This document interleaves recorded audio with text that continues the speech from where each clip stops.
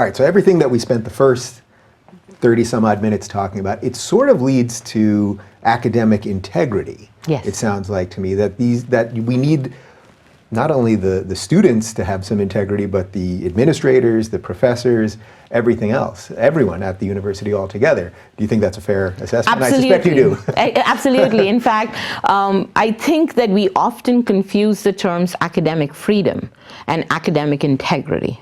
What we really care about is academic integrity first and foremost. And academic integrity really means that I'm not going to sell my soul or my ideas based on the highest bidder. I believe that, and this is again the search for truth, that requires integrity. And then of course I have the freedom to collaborate with people, including donors, on areas where we find mutually beneficial relationships and win-win trade. Yeah. So one of the things that you talk about, and I referenced it earlier in one of these quotes, that you really focused on is upward mobility. Yes. And I think it's particularly interesting right now because if you listen to some of our political leaders, it seems like we've sort of completely lost the ability to that. We're separated by class and all that. You come from a place where upward mobility was very hard.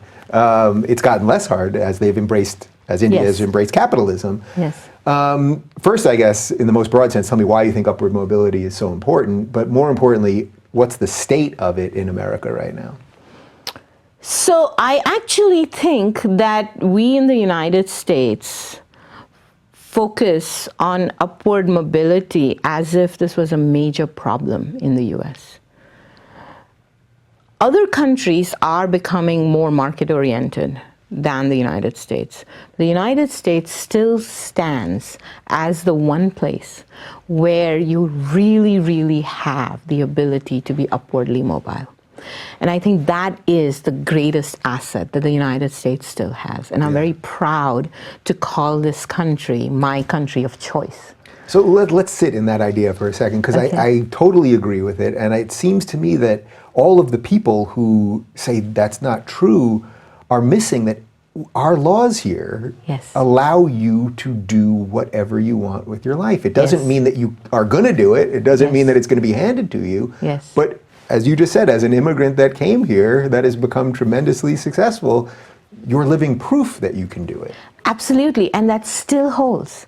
In fact, in some ways, I think we so take these laws for granted that we don't know what the rest of the world is out there. So my daughters have grown up and been born in the United States, but I think that their biggest learning moments come when they leave the country and see things even in India. Today, as it exists, they see the disparities of the things that they can take for granted versus in India, where you still have to fight with the corruption. You still have to fight with the status aspects. The United States is very status-free relative to most other countries, including India. And there's a dignity to human labor here that is often missing in many other cultures. That is the aspect that I care about when I care about upward mobility. And you know what? Let's be honest out here. I did not have the kind of privileges that my daughters do. I could bemoan the fact that, I came from a country or from a traditional family values that I had to, the family tradition there was such that I had to have this fight that for sure defined me positively, but also caused some psychological scars. And of course, my hope is that my daughters don't go through that. And I could go there and say, you know what, the level at which they're starting off is so much higher than the level I'm starting off. And aren't they privileged? And look at all that I didn't have.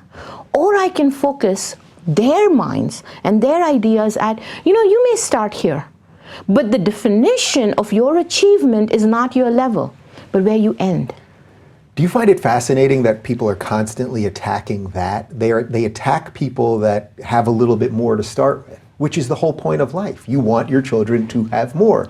The only way that it would be fair it is not because I can be raised to their level. Right.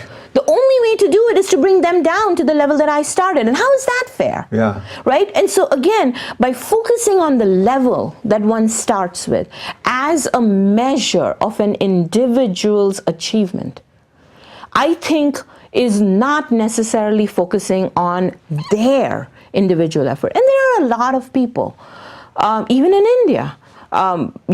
As I said to you, my father went from rags to riches, and there were a lot of people that were my friends that were quite rich, and they had a very entitlement mentality. You know what? I don't think that they're any happier than I was even when I was poorer. So this comes back to the point that the quote that you had.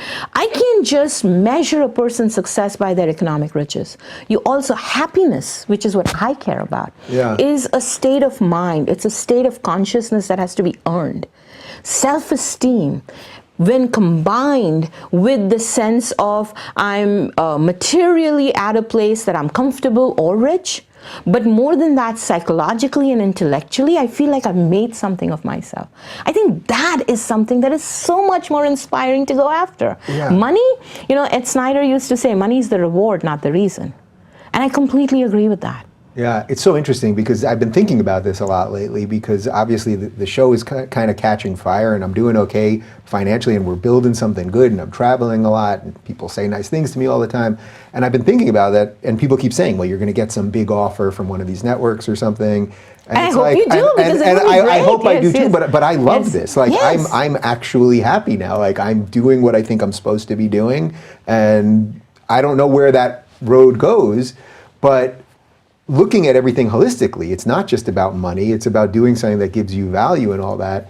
But we seem not to focus enough on But that's this. the point, right? I get so much joy. So again, to that quote that you were talking about, for me, the journey is the destination. Whether I feel younger today than I did when I was 20 years old. And what's the big difference? I feel like I have earned the self-esteem, not recognition outside, because people, and you know this, you meet a lot of people and they come to you and say, hey, Dave, you're so great. But who is saying you're great makes a big difference to you hearing. Whether, you see what I mean? So there has to be a sense of, do I believe that you're saying I'm great for the reasons that I value? And if that is there, then I will take external adulation as a positive. If not, it's hollow, it's empty. So self-esteem is truly what one should be striving for. Yeah. Do you think at some level, capitalism and maybe the Western world in a wider sense is suffering from success at the moment? That it almost seems like, because we've been so successful, we're now going to that place that we mentioned earlier where we're just fighting over little differences, where then there's a lot of people right now. I mean, if you talk about socialism on college campuses, you'll sell out the room, And if you talk about, fortunately, I find when I go and I mostly talk to libertarian or capitalist or whatever groups, we're doing quite well as well. But that the ideas that are completely contrary to everything you've just said seem to be gaining some momentum. So I don't think we're victims of our success. I think we're victims of the fact that we have never really sat down and thought seriously about the reasons for our success. And by eschewing that intellectual thought and ideas that underpin our success, we have actually sold our success short. How should we have done that? Do you mean that our politicians should have talked about it more, or you mean more in academia? Or? I think it starts from K through 12 education, actually. I think that we have taken this concept, we have short-circuited our mind. In K through 12 education, all the way through college, and this comes back to your example of the faculty advisor that does not want to be challenged by their students. When you have the mentality as a teacher, whether it's in K through 12 or as a professor in academia, where I know what is best and I am going to tell you what it is, as opposed to facilitate your learning process, we are not training our students how to think anymore. We're not giving them the ability to learn in the manner that they do. I'll give you another example. Memorization, thought of as a huge negative today. But Sir Anthony Leggett, who's a Nobel laureate and a professor at Illinois, which is where I was, gave this inspiring speech to middle schoolers one day. And the theme of it was, the more you know what you don't know. Knowledge is a building on process. You have to learn first to then learn what you need to learn again. And so fostering that spirit in students will then allow you to go back to first principles. So it's not about being an expert on any area, but it's about any area that you choose to go in there. Don't just look at the outcomes. Don't just look at the success factors and then try to emulate the symptoms, if you will, or the things that accompany success. Go down to the very fundamental levels of what are the ideas and what are the first principles that enable success to begin with. It's interesting because this seems to be a place where maybe technology has harmed us, because it's like, instead of having a holistic and integral view of really knowing what you're talking about, well, what do? We Google it. So and maybe you'll get there, right? Maybe you'll get there with Google, but you'll get just the quick answer instead of going to the root of what you're talking about. So here is where I'd say, again, technology is a tool.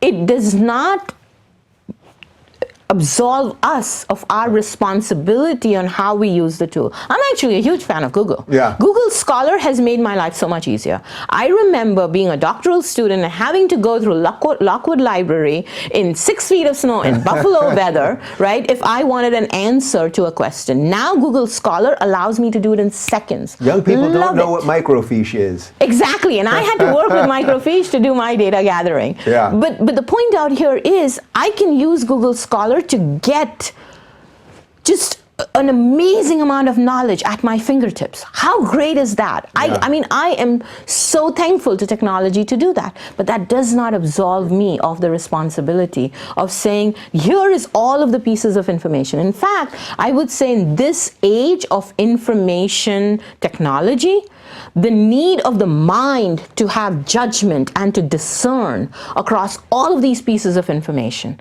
is at an all-time high. Yeah. So obviously you teach and you talk about entrepreneurial spirit and entrepreneurship.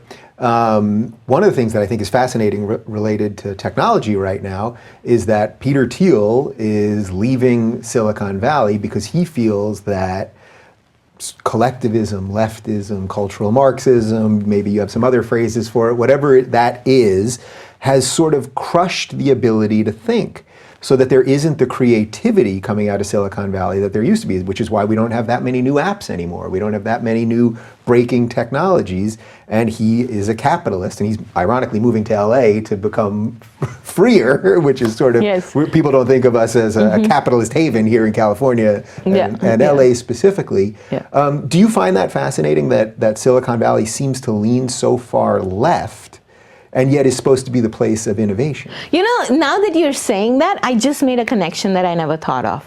My father represents exactly that, if you think about it, right? He was very free market oriented as it came to the economic realm and being entrepreneurial in terms of creating new products and services and economic riches. But when it came time to thinking, he was very traditionalist. And I think that bifurcation, this mind-body dichotomy, if you will, is what's plaguing a lot of people right now. So I am not an expert on Silicon Valley. I have noticed, of course, that a lot of people, so Facebook, I just saw Mark Zuckerberg say something to the effect of, you should have economic regulation on social media. It's like, huh? The whole reason why you were successful is because you did not have any barriers to entry. The best way to keep a monopoly is to have government regulation, because again, that's the use of force, right? If I cannot go into an industry because there is prohibition, so think about Uber and what Uber had to deal with in the taxi cab industry. Think about when airlines was not what we know it, because there were just that regulated carriers, right? That's a monopoly. And the best way for an entrepreneur who has achieved success but now no longer wants to continue to earn their success is to say, let me create barriers to entry through government regulation, So I can be protected by any entrepreneur, such as me, right. those days ago, right, to then come and infringe on what I have. It's almost as if he's trying to protect what he has. You think, maybe? You think? You know, it's so funny also how these things change because, 15 years ago, before Uber, when I lived in New York City basically my whole adult life, and people would complain relentlessly about the cabs. They're all broken down, the drivers aren't friendly, they don't pick you up if you're a certain color, et cetera, et cetera. Then Uber comes around, fixes a lot of these problems by ingenuity, and now people are saying, you see what they did? They put the cabs out of business. The same people who were upset the first time. In Boston, it's even worse. In Boston, every Uber or Lyft ride has to pay 5 cents of a surcharge. And every, a fraction of that, I don't remember whether it's 2 cents or 3 cents, but it adds up in millions of rides, goes to the taxi cab industry. That's incredible. To the industry that's actually being replaced by this and doing a much better service. Yes, exactly. So then is there a flaw in capitalism there somehow? Because that there's probably some cronyism that's allowing the politicians to write these ridiculous laws. Cronyism is not about markets. Cronyism is about statism. Cronyism is not capitalism at work. It is government regulation at work. And this comes back to, Dave, you're successful. I take pride in watching your videos simply because I enjoy it. But there, I'm sure, is a bit of envy, too, about, I wish I could be as eloquent as Dave is and have the kind of, the 500,000 people that watch the Dave Rubin show. Wow, wouldn't I love to have that kind of an impact? Now, that's envy on my part. There are 2 things I could do. It can either be a positive driver of my energies. I could say, I want what Dave has, but I don't have. And that can put me on a growth mindset, entrepreneurial mindset. What is it that I need to do in order to achieve those success factors? Going back to first principles, what are the reasons behind Dave's success and what can I do to emulate or do differently than Dave? Or I can say, no, I want what Dave has, but I don't need to earn it. I don't need to do that. So let me get the government to take some of what Dave has, some of Dave's sponsorship, right? And that's what income inequality and redistribution is all about. I'm taking some of your viewership and I'm going to be forcing those people to now listen to me. So that's where we're using government force, whether it's income redistribution or any kind of yardstick of value where we're redistributing. We're saying we're going to take it from you, and that actually negates your viewers' rights, right? Because now, if I had the government saying that, then some of them would be forced to not watch you, but watch me. Yeah. On the other hand, there's jealousy. By the way, the difference between envy and jealousy, one of my colleagues just told me recently, envy is when I want something I don't have. Jealousy is when I want to keep something that I have, but I'm being threatened against, right? Again, positive or negative. If I feel jealousy because I feel threatened about what I'm about to lose, I can go ahead and say, what is it that I need to do in order to keep it? Or I can create barriers and say, you can't have it through the use of force. The same principles are work at cronyism at both sides of the yardstick. So when we talk about relative poverty in the United States as an income inequality, by the way, coming from India, I know what true poverty is. We in the United States, the minimum level of poverty here is so much better than the rest of the world. So if we care, again, it's about envy. These rich people have what I don't have, and I should get them. Or on the rich end of the spectrum, I have this as a wealthy person, regardless of whether I got it out of inheritance or because of prior entrepreneurial thinking. It's being threatened, but I want to keep it for myself. So the best way for me to do that is to lobby the government and erect barriers to entry. On both sides, the use of governmental regulation to respond to envy and jealousy is a negative, not a positive driver of economic growth. So where do you draw the line, or where is the starting point then of what government is supposed to do? A government has a legal monopoly on force, as it should. Because you and I in a civil society cannot focus our mind, our effort on creating value if we're always going to worry about somebody looting or taking things away from us, right? So I am not an anarchist. Yeah. I believe in governments. I believe in the rule of law. I believe in the protection. So there are basic functions of the government that absolutely are essential. Beyond that, keep the economy away from the realm of the government. Because the government's only ability to do something is to say, you, in your best judgment, think you should go A. I am telling you, you need to go B. You're forcing the mind to not think or act on their best judgment. Yeah. So it's interesting in the case of Uber and what you were describing in Boston and the pennies going back to the cabbies who have nothing to do with it, that actually is because of regulation. Of course. And the only way to eliminate that and let new businesses thrive is let them thrive. Yes. I mean, just unleash them, let them go. Yes. All right. So there's a couple more things that I want to do with you, and you had 4 questions about personal leadership that you ask a lot of your students, and I thought that these were really great. Yes. And it really, this I think sort of puts a nice bow on everything that we've talked about here. So the first one is, what is your purpose? Yes. Kids must be kids. Students must be, they must look at you kind of curiously when you ask them that one, because that's a big one. Yeah. So let me spend 2 seconds just telling you about why I came up with this framework. Yeah.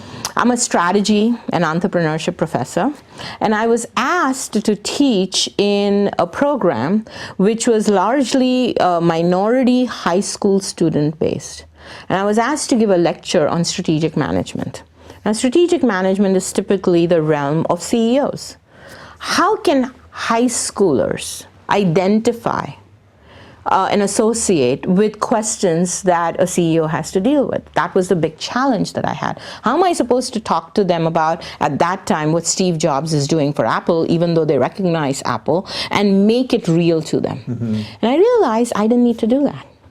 I could say to them, especially because they're at this cusp of identifying who they are and creating their identity, you're the CEO of Me Incorporated.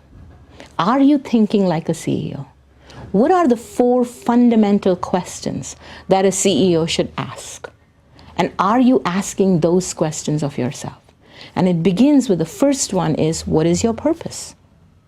The second is, what does success look like? The third is, what's my value proposition, given that that's my purpose and that's what success looks like? And then finally, and this stumps a lot of people, with whom should I trade? Yeah. So these 4 questions, I think, are at the essence of any entrepreneurial individual or any entrepreneurial organization. How often when you ask these students these questions, do they have some good answers? Oh my gosh. These are tough. I mean, what is your purpose? These are the questions of all time, right? Exactly. You're asking them in the framework of business and entrepreneurship. Or of themselves, Yeah. actually. So I'm actually agnostic about whether they want to define what is your purpose as it relates to their career or as it relates to their life. But the answers that I provide them in the context of thinking, and you would be amazed as to how much this resonates, all the way from beginning high schoolers, including my own daughter, who was forced to take this class with me, to executives in my executive MBA. So what is your purpose really requires people to think about, what problems do I want to solve that are meaningful to me? So it again comes to making the world a better place to live by doing something important to yourself. And people say, oh, making the world a better place to live. Oh, come on, Rajshree, right? But what is your world, Dave? What is my world? It's the places you go, the people you meet, and the things that you do. And if in doing these 3 things, you have solved a problem and made it a better place, then you've made a world a better place.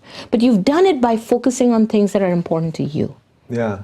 So it's interesting. You're talking about all these things through the business lens, but business for me. But really what you're talking about is what you said before, which is happiness. Yes, absolutely. Yeah. And in fact, on that point, so what does success look like to me?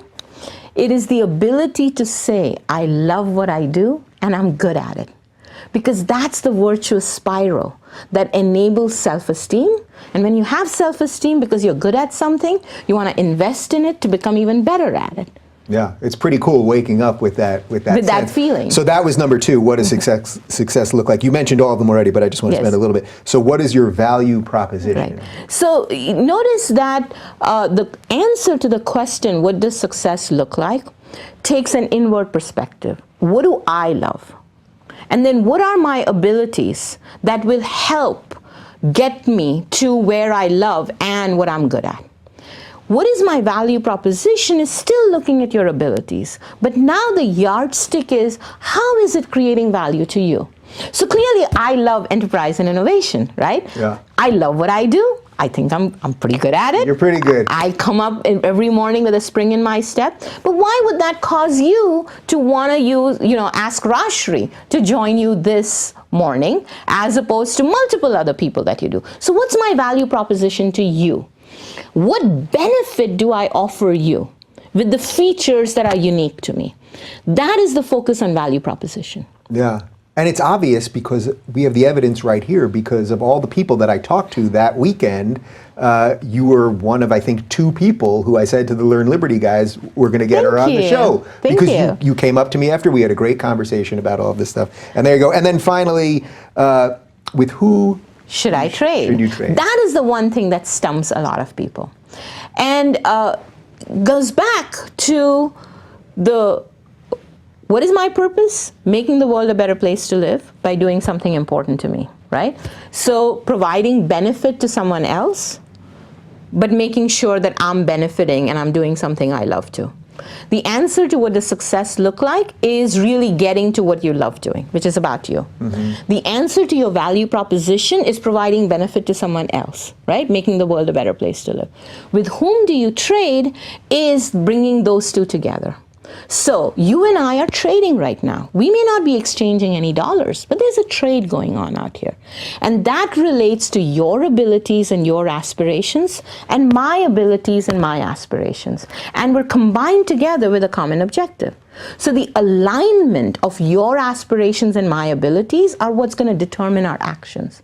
And in doing so, I get to do what I love doing. I offer you a benefit, so do you, and it's a win-win trade. Well, I got to do what I love doing here. I feel that I think we did almost everything. Mm-hmm. Is there anything that we possibly missed? This was truly a pleasure because this was exactly what I've tried to do in my life and with this show and everything else. Great. And you just exude exactly what you're talking about, which is a joy to see. Yes, and in fact, that's exactly why I want to trade with you. I love trading with you, right? Because you exude the same positive, can-do sense of life.